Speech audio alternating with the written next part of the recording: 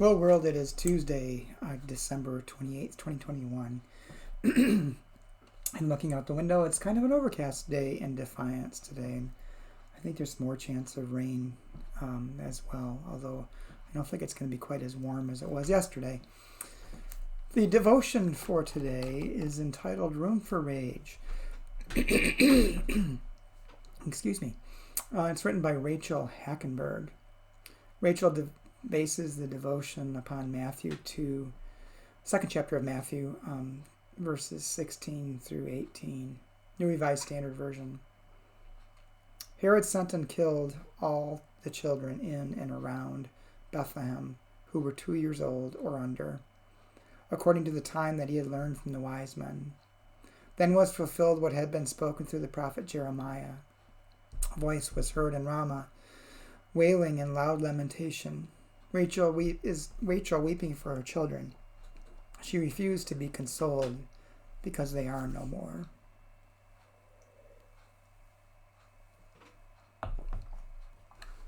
And Rachel writes, if you had a beautiful Rockwell-esque Christmas holiday, and I hope you did, in whatever ways are most meaningful to you, remember that even in the midst of such beauty, there is still rage and grief and wailing within your spirit that needs to be noticed.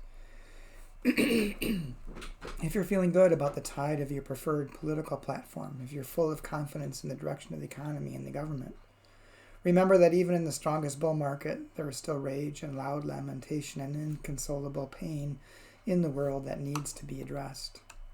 If you are eager to throw your 2021 calendar in the trash, and you have all of your incense and candles and rituals prepared to sweep out 2021 and bless 2022, remember that even when the year is new, there is still rage and death and dreadful absence that haunts our collective spirit and needs to be healed. Make room for the rage. Welcome it like a weary traveler who can't find a room in the inn. Give it a space where it can cry and groan. Light a candle if it labors through the night.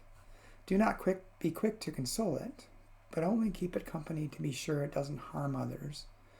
Make room for rage. Amplify its voice. Do not be embarrassed if it echoes through the streets. They are missing something that it offers. Let it be messy and imperfect. Let it teach you something. Let it convict your heart of love and justice. Make room for rage. Rachel's prayer. On the verge of something new, a storm of rage brews for all that has been, for all that could have been, and for all that will be because of what was. Here is my rage. Here is our rage. Here is my siblings' rage. Loud and inconsolable. May it be a blessing. Amen. Excuse me.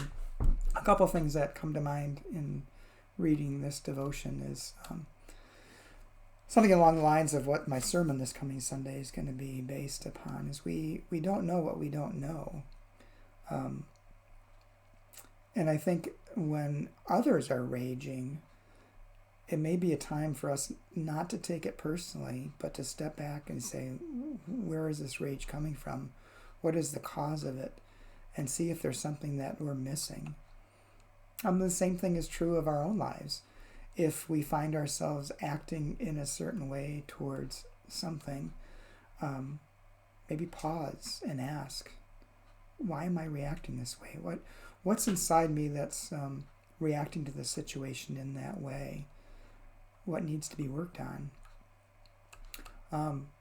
The other thing that it mentions or brings to mind is the need for us to when we see something, some injustice in the world, or we experience it ourselves, we need to learn to not be quiet, to not be afraid, to rage about it, and to work to change it, and to mostly work to bring it to the vision of other people who may not be seeing it.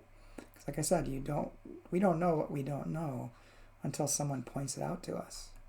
We don't see what we're missing until someone points it out to us. And then oftentimes we can't unsee it. We see it all the time. Hope you have a good day, and I hope to talk to you again tomorrow.